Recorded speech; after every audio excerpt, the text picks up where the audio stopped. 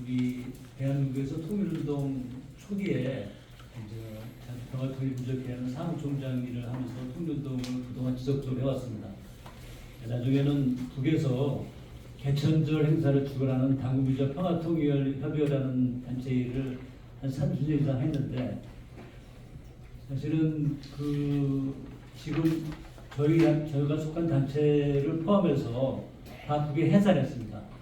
근데 북에 해산한 건 우리가 저희들이 생각에 서운하고 좀 이해가 안 가는 면이 많지만은 그걸 역시하지 않은 측면에서 좀 먼저 판단하고 이해를 해야 되겠다는 그런 마음으로 오늘 제가 발표하고자 하는 내용을 좀 풀어서 말씀드리고자 합니다.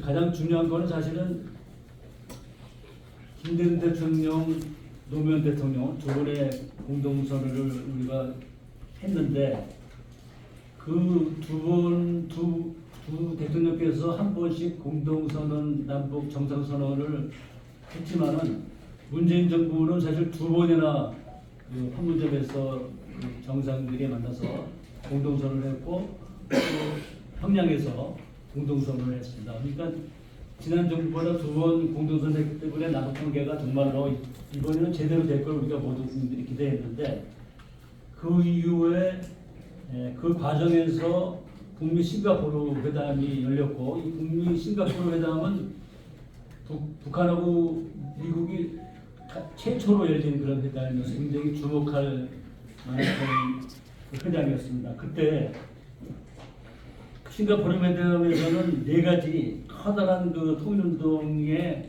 방향, 그리고 이 한반도 분단을 둘러싼 그런 획기적인, 좀 포괄적인 그런 합의를 했습니다. 이것은 사실 우리 대한민국으로 보면은 7.4 남북 공동선언과 같은 그런 취지로 이해하시면 될 것 같습니다. 자주평화민족회담 이렇게 7.4 남북 공동선언에서 남북관계의 방향을 제시했고, 이 싱가포르 회담에서 그와 비슷한 맥락 속에 북미 대화와 한반도 문제에 대한 접근을 했습니다. 그런데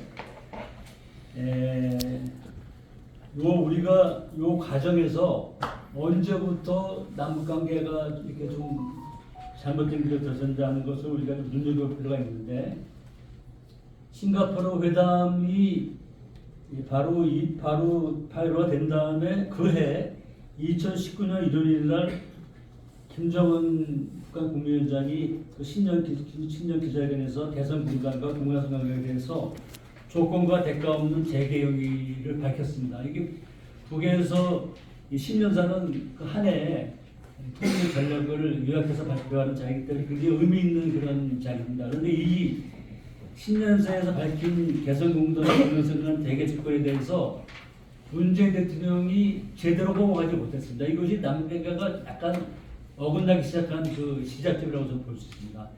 그래서 우리가 싱가포르 회담 다음에 하노이 회담 전에 이 사건을 우리가 좀 눈여겨볼 필요가 있다, 이렇게 생각하고요. 그 다음에 하나 더 눈여겨봐야 될 것은 2018년 12월에 타미플루를 인도적인 차원에서 북에 보내기로 이렇게 입장을 정했습니다. 그런데 처음에는 미국이 이것을 허용하려고 했다가 마지막에 유엔사에서 타미플루를 보내는 트럭의 전략 물자라고 그래가지고 이것을 금지시켰습니다. 이게 지금 북한에서 볼 때는 김정은 위원장이 제시한 금강산 강간 개성공단 재개도 하지 않고 또 인도적인 물자인 타미플루도 보내지 못하는데 도대체 남한에 무엇을 기대하겠냐, 이런 판단을 하기 시작한 사건이 이 두 가지 사건이라고 생각합니다. 이런 과정 속에서 북미 하노이 회담이 열렸습니다. 북미 하노이 회담에서, 북미 회담은 사실 우리가 전 세계가 주목하고 우리 한반도의 모든 국민들이 이 북미 하노이에 대한 성공을 기대했는데 막상 뚜껑을 열어보니까 결렬되고 말았습니다. 그런데 여기서 북미 하노이 회담의 결렬 이후에 공식적으로 북한의 이용호 외무상의 기자회견 발표한 내용을 보면은, 이게 지금 이용호 외무상이 발표한 내용하고 미국이 발표한 내용이 다릅니다. 간단히 얘기하면은 이용호 그 외무상은 자기들이 영변 핵 폐기를 하고 이런 몇 가지 조치를 하면서 북한의 민수 경제와 관련된 조치를 해제하라고 이렇게 분명히 요구했다고 기자회견 발표했는데, 이 회담에 참여했던 볼턴 국무장관 회고록을 보면은 그와 다른 얘기가 나옵니다. 말하자면 그보다 훨씬 더 많은 조건을 해놓고 북이 유엔 제재의 전면적인 해제를 요구했다 이렇게 발표를 했습니다. 물론 볼턴의 회고록을 100% 믿지는 않지만은 일단 볼턴의 회고록에 의하면은 북이 전면적인 해제를 요구했다고 얘기를 했는데 이게 어느 게 맞는지 잘 모르겠습니다. 이때 이 김찬수 처장님은 그때 청와대 계셨나요? 제가 두 가지 상황에 대해서 두 가지 나중에 좀 잠깐 얘기해 주세요. 그래서 일단 이렇게 저는 좀 이 과정에서 좀 이해가 안 가니까 사실은 이게 그 볼턴 회고록에 보면은 볼턴은 우리가 예상과는 달리 트럼프 대통령이 회담을 성공시키기 위해서 갖기보다는 국내 그 말하자면 그 국내에서 청문회가 열려 있어가지고 화살을 돌려서 이 볼턴이 입장을 알고 있음에도 불구하고 일부러 회담을 좀 파탄시키기 위해서 좀 데려간 게 하는 그런 좀 오해할 여지가 좀 있는 것 같은데 그거 좀 김찬수 선생님 얘기 들어보고 그래서 이것이 그런데 제가 좀 이해가 안 가는 이 지금 실무회담을 통해서 북미 간의 회담 조건에 대해서 충분히 조율을 했을 텐데 왜 이렇게 서로 다른 그런 내용이 발표가 되는지 이게 좀 이해가 안 가고 이때부터 남북 관계가 이제 말하자면 경색되고 파탄으로 바뀌는 그런 과정이었습니다. 그 다음에 이제 말하자면 이 이후에 북은 아까 우리 김정일 총장이 말씀하신 김여정을 통해서 남한에 북한에 보내는 그 전단 살포 뭐 이런 걸 이유로 해서 그 지금 남북의 연락선을 다 끊어버렸습니다. 끊어버리고 그 다음에는 그 2020년 6월 16일 날 남북 공동연락사무소를 이거 우리 돈으로 사실 지은 건데 거의 100억 이상의 돈을 들여서 지은 이 남북 공동연락사무소를 일방적으로 그 폭탄으로 폭파해버렸습니다. 그 이후에 2018년 11월 그 워킹그룹이 이 과정에서 역할을 하면서 우리 대한민국이 폐지를 해버렸고요. 그 과정에서 2023년 북은 노동당 제8기 제9차 전원에 의해서 남북관계를 적대적이고 교정적인 두 개의 국가로 규정하는 그런 그 노선, 대남 노선의 근본적인 방향 전환을 공식적으로 발표했습니다.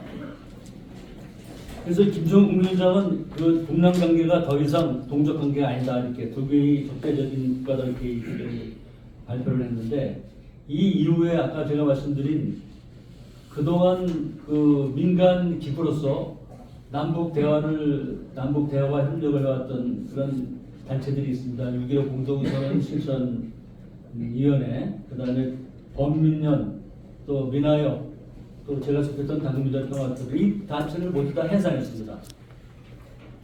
그리고 그 이후에 2024년 10월 17일 경의선 동해선 도로철도를 완전히 폐쇄하고 도로도 다 폭파하는 그런 그래서 일련의 조치들이 쓰였습니다. 그 다음에 여기서 이렇게 이제 지금 북이 공식적으로 완전 남쪽에 대한 통일 전략을 바꾸면서 했지만 이 이후에 문재인 정부는 그 후반기에 이런 상황에 대해서 적극적으로 돌파를 하지 못했습니다. 근데 여기서 제가 하나 좀 또 궁금한 거는 뭐냐면은 지금 문재인 대통령의 외교보호에 관련된 회고록을 보면은 정확하게 그 북미 한화회담이 결렬된 그런 그 배경이나 이유에 대해서 미국이 제대로 설명한 게 없다 이렇게 그런 그 표현이 나옵니다. 근데 이게 상식적으로 도저히 이해가 가지 않죠. 우리가 그동안 판문점 평양회담 두 번과 또 판문점 그 이후에도 지금 한화회담 이후에도 판문점에서 남북 미국 이렇게 3자 저기 회담이 있었죠. 회담 우리 배석을 한 거지만 이때까지도 말하자면 문재인 정부가 전혀 실마리를 풀지 못했습니다. 그래서 지금 이런 그 먼저 우리가 북한의 그 대남 통일 노선이 왜 바뀌는지를 이걸 북측 입장에서 먼저 이해를 해야 우리가 이거에 대한 대안을 찾을 수 있다고 저 생각해서 이 말씀을 좀 장하게 설명을 드렸습니다. 그럼 어떻게 해야 되느냐 좀 말씀드리겠습니다. 사실은 대부분의 경우에 지금 북미 트럼프가 김정은 위원장한테 친서를 보냈지만 친서조차도 받지 않았습니다. 그런데 일단 대부분의 우리 예상은 북미 대화가 이루어지고 북미 대화가 이루어지면 그 다음에 남북 대화가 이루어지고 이렇게 낙관적으로 되게 이제 기대를 하고 있는데 이 북미 대화조차도 사실은 제대로 이루어질지 아직은 불투명한 상황입니다.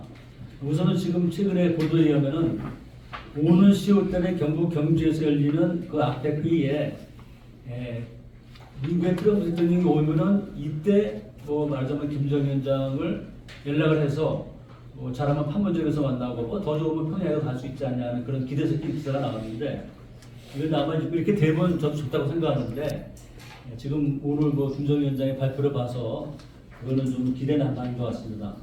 그런데 우리가 지금 북미 대화가 된다 하더라도 사실은 잘못하면 통미봉남이 될 수 있고 북한과 미국은 대화를 하지만 남쪽을 배제시켜 그런 갈 수도 있고 뭐 그런 것을 염려해서가 아니라 지금 남북 관계는 우리가 분단의 당사자이기 때문에 북미 대화를 굳이 좀 기다릴 필요가 없다고 생각합니다. 우리가 먼저 남북이 먼저 대화에 물꼬를 트는 그런 노력을 해야 된다는 것이 제가 오늘 발표하자는 주장의 핵심입니다. 그래서 저는 지난 김대중 대통령께서 남북 관계를 풀어가시면서 이 핵벽 정책의 원칙이었던 선민후관, 성공후독, 성경후동, 선의훈환 이러한 그 방침이 여전히 유효한 방침이고 우리가 지금 이 방침을 가지고 남북 관계를 풀어나가는 것을 생각합니다. 자, 근데 여기서 우선 지금 최근 이재명 정부 들어와서 정동영 통일부 장관이 취임하면서 남북관계가 이제 개선될 큰 기대를 받고 있는데 통일부 발표에 의하면은 굉장히 좀 주목할 만한 그런 보도가 되는데 통일부는 남북관계 개선을 위해 개별 강경을 추진할 수 있다고 발표했으며 북한은 이 실비 강경시 대북 제재에 위반이 되지 않는다 그런 기자회견을 한 바 있습니다. 이건 우리가 사실 주목할 필요가 있다고 생각합니다. 지금 금강산 강간, 지금 아마 갈마, 원산지구 관광 이런 것이 남북관계를 줄 수 있는 하나의 출구가 될 수 있는데 이거 지금 유엔과 미국 제재라고 못한다고 흔히들 얘기하는데 이 개별 관광의 경우에는 지금까지 나오는 유엔 제재의 어느 항목에도 위배되지 않습니다. 그래서 이것은 우리가 남북관계를 뚫는 첫 번째 우리가 추진해야 될 그런 사회로 생각합니다. 또 한 가지는 이제 전체적으로 지금 지난 하노이 회담에서 볼 수 있듯이 핵 문제 가지고 대화하는 것은 이건 굉장히 어려운 문제고 반드시 해결을 해야 되지만은 이게 쉽지 않은 문제입니다. 그런데 우리가 북미 간의 핵 문제에 관한 대화 합의가 있을 때까지 우리가 기다려서는 남북 관계가 풀릴 수 없다고 생각합니다. 그래서 저는 핵 문제에 대한 비핵화에 대안을 우리가 끊임없이 우리가 노력을 해야 되지만은 그 과정에서 아니면 그보다 먼저 남북이 민간이 경제 협력을 할 수 있는 길을 찾아야 된다 그렇게 생각합니다. 지금 저 단적으로 지금 중국과 대만도 우리와 똑같이 엄밀한 의미에서는 분단 국가입니다. 근데 중국과 지금 대만이 경제 교류가 시작한 게 대부분 사실인데 모르고 계신데 굉장히 오래됐습니다. 1980년 말부터 민간 교류가 시작됐고 1991년부터 상업 투자하면서 상업 교류를 시작했는데 이거는 일단은 중국이 하나의 중국이라는 정책을 쓰고 있음에도 불구하고 지금 현재 상황으로 2023년도 기준으로 대만에서 외국에 수출하는 비중이 가장 많은 나라가 중국 본토입니다. 그리고 미국이 2등입니다. 아니 중국과 대만은 분단국이고 군사적으로 긴장하고 대립하면서도 이렇게 교류를 하는데 남한과 북한이 경제 교류를 못할 이유가 뭐가 있습니까? 그러니까 근본적으로 우리가 의견을 제기를 해야 되는 거예요. 그래서 우리는 중국과 대만처럼 민간이 앞장서서 경제교류의 길을 뚫는 것이 남북의 말하자면 대화협력을 뚫는 유일한 길이라고 생각합니다. 자, 그러면은 이 한반도 평화 프로세스를 어떻게 전개해 나갈 것인가? 사실은 지난 트럼프 6기 시대의 그 백악관의 참모들과 내각은 트럼프의 평화 노선을 따르지 않는 사람이 굉장히 많이 있었습니다. 그 당시에는 소위 네오콘 세력이 그 백악관과 내각을 장악하고 있어가지고 트럼프가 아무리 그 북한과 대화를 제대로 하려도 하지 못할 그런 측면이 있는데 그걸로 반면교사로 삼아서 트럼프 위기는 비교적 트럼프의 소위 마가노선에 추진한 사람들로 그 백악관과 그 내각이 구성되어 있습니다. 그래서 지금은 그럼에도 불구하고 여전히 그 네오콘 세력가 아마 여전히 그 준동하고 있는 점이 있어 쉽지 않지만은 그래도 1기에 비하면은 트럼프 2기는 국민에 대해서는 허접하게 이렇게 생각합니다. 그런데 이제 문제는 미국은 트럼프 대통령이 그 김정은 위원장하고 대화를 하고 싶고 친서를 보냈지만 북은 이거에 대해서 응답을 하고 있지 않습니다. 이미 그 이후에 북한은 상황이 많이 바뀌어졌죠. 말하자면 그 러시아와 전략적 공과장관에 대한 조약을 맺고 지금은 이미 우크라이나 러시아까지 파절까지 하고 있는 상황이고 이 과정에서 러시아와 북한의 여러 가지 아마 경제 협력이 있을 것으로 예상이 되고 그런 과정에서 북한은 러시아와 교류 협력이 없을 때도 자기들이 했던 그런 나라고 더군다나 러시아와 협력을 한 상황에서는 미국과 대화를 하지 않더라도 경제적으로 자립할 수 있는 그런 상황이기 때문에 더더군다나 트럼프와의 대화에 대해서 한급히 나서지 않을 거라고 생각합니다. 그래서 저희들은 북은 두 개의 적대적인 국가를 하더라도 우리들은 적대적인 두 개의 국가가 아니라 평화적인 국가, 두 개의 국가로 이렇게 방향을 잡아서 나가야 된다고 생각합니다. 흔히 한반도의 평화를 얘기하면은 통일을 포기하는 걸로 이렇게 생각하는 사람이 많이 있습니다. 그러나 한반도의 평화는 한반도의 통일과 나가는 그 지름길이라고 이렇게 인식을 전환할 필요가 있습니다. 그래서 평화가 달성돼야 통일로 가는 길이다 이렇게 생각을 해야 되고 그 다음에 그러한 그 북이 통일의 3대 원칙을 폐기한 것도 남북이 이제는 역으로 통일의 3대 원칙을 제대로 지키는 방식으로 나가야 된다는 것을 이렇게 주장한 거를 이렇게 저는 이해를 해서 그것을 저희 대한민국의 통일운동이 포기해서는 절대로 안 된다고 생각합니다.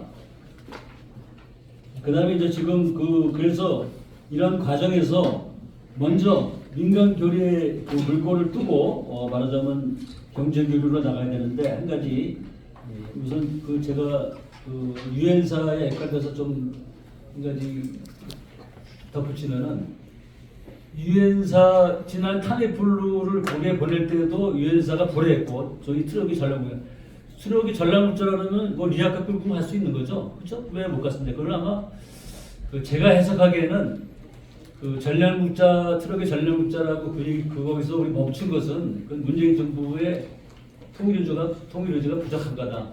좀 더 적극적으로 했어야 한다고 저는 생각합니다. 그래서 최근에 또 카톨릭 추기경 한 분이 판문점 방문을 신청했는데 불허했습니다.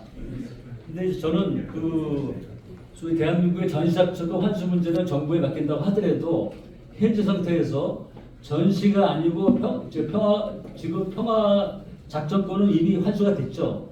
그러면 지금 말하자면 타미플루 추록이 판문점을 거치는 그런 일과 또 추기경이 판문점 비문장 기자를 방문하는 것이 전시에 해당하는 일입니까? 이거는 협정의 내용과 관계없이 우리가 미국과의 대화에서 정책이 협상력으로 풀어야 된다 이렇게 생각합니다. 그다음에 또 한 가지는 지금 우리 동방연맹 회장님이 또 말씀하셨겠지만은 경제 교류도 이미 경제 교류과 관련된 법을만 지켜도 할 수 있는 일이 많이 있다고 생각합니다.